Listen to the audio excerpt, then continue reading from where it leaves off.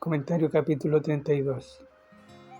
Los que creen que la salvación se puede perder es porque confían que sus obras los salvarán. De hecho, ellos se apoyan en Santiago 2, 17 al 24 para decir que no solo son salvos por fe, sino también por obras. Eso ya lo hemos visto, pero compare con Efesios 3, 8 y 9 y Tito 3, 5. Ahí claramente dice que es por fe y no por obras. Ellos se apoyan en sus obras y por eso es que ponen tanto énfasis en una adoración externa. Recuerde, la adoración interna está basada en la fe y no en las obras. Esa es la diferencia entre el Antiguo Testamento y el Nuevo Testamento. Mateo 7:21. No todo el que me dice Señor, Señor entrará en el reino de los cielos, sino el que hace la voluntad de mi Padre que está en los cielos. Efesios 4:14. Para que ya no seamos niños fluctuantes llevados por doquiera de todo viento de doctrina, por estratagemas de los hombres que para engañar emplean con astucia las artimañas del error. 1 Timoteo 4:16. Ten cuidado de ti mismo y de la doctrina. Persiste en ello, pues haciendo esto te salvarás a ti mismo y a los que te oyeren. Entonces vemos que para conocer la voluntad de Dios es necesario conocer la verdadera doctrina, o la que la Biblia llama sana doctrina. Todos van a decir, yo tengo sana doctrina, solo por el hecho de que son cristianos, pero en realidad la mayoría de las iglesias no tienen sana doctrina. En primer lugar, porque la doctrina para ellos no es tan importante, pero aquí vemos que la doctrina es vital para hacer la voluntad de Dios y para tener salvación.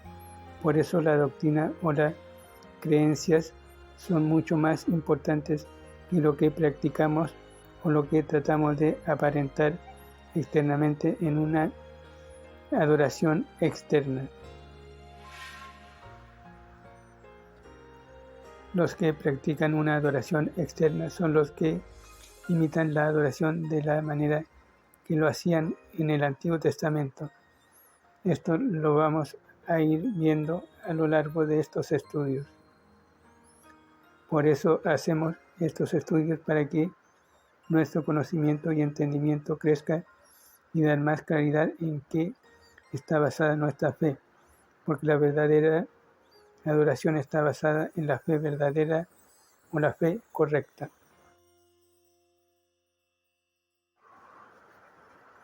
Moisés estuvo de acuerdo en que Dios le diera a su hermano Aarón como ayudante. Éxodo 4, 16 y 17. Pero ahora Aarón se convertía en un líder ayudando al pueblo a pecar. Cuando descendió Aarón del monte, ¿por qué no reprendió al pueblo y acudió a Dios pidiendo ayuda? Decir que Aarón hizo el becerro como un símbolo de Jehová, cediendo a la debilidad del pueblo, no lo excusa, porque Aarón sabía lo que el Señor había dicho acerca de los ídolos. Éxodo 20, 1 al 6. La causa básica de este pecado fue la incredulidad. El pueblo se impacientó mientras esperaba a Moisés y sin verdadera fe decidieron que tenían que tener algo que pudieran ver. La impaciencia y la incredulidad condujeron a la idolatría, y la idolatría llevó a la inmoralidad. Véase Romanos 1, 18 al 32. El siervo de Dios intercede. Versículos 7 a 14. Por supuesto que el Señor sabía lo que ocurrió en el campamento de Israel. Véase Hebreos 4:13. Notemos lo que dice Éxodo 32:7. Entonces Jehová dijo a Moisés: anda, desciende, porque tu pueblo que sacaste de la tierra de Egipto se ha corrompido. Véase Hebreos 4:13. Notemos lo que dice Éxodo 32:7. Entonces Jehová dijo a Moisés: anda, desciende, porque tu pueblo que sacaste de la tierra de Egipto se ha corrompido. Acá Dios no dice mi pueblo, sino tu pueblo, porque Moisés pertenecía a ese pueblo y por él haberlo guiado fuera de Egipto. En otras palabras, acá Dios no los reconoce como su pueblo, dando énfasis a que el pueblo prefiere adorar a otros dioses y no a Jehová. Pero Moisés rápidamente le recordó al Señor que Israel era pueblo suyo. Era la promesa a Abraham y la gloria de Jehová lo que estaba en juego, de modo que éste le recordó al Señor sus promesas a los patriarcas.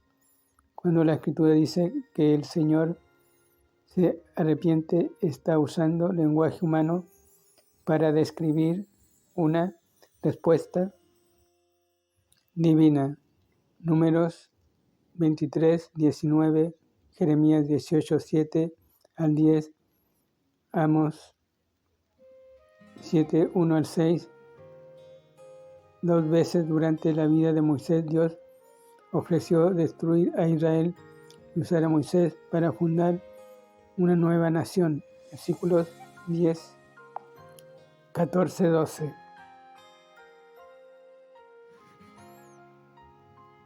Pero este rehusó. Los judíos nunca supieron el precio que Moisés pagó para ser su líder, cuánto le debían y, sin embargo, cuán poco demostraron su aprecio.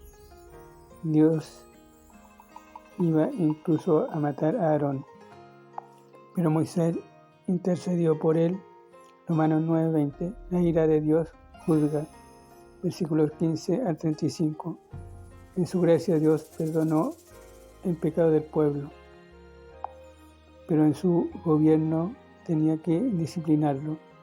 Cuántas lágrimas se han causado por las dolorosas consecuencias de los pecados perdonados.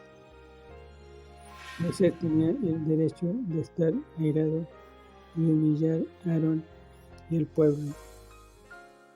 Al romper las dos tablas de la ley escritas por Dios, Moisés dramáticamente le mostró al pueblo la grandeza de su pecado. En lugar de confesar sus pecados, Aarón se excusa y echó la culpa al pueblo por su depravación. Versículo 22. A Moisés por su demora. Versículo 23. Y al horno por haber entregado un becerro.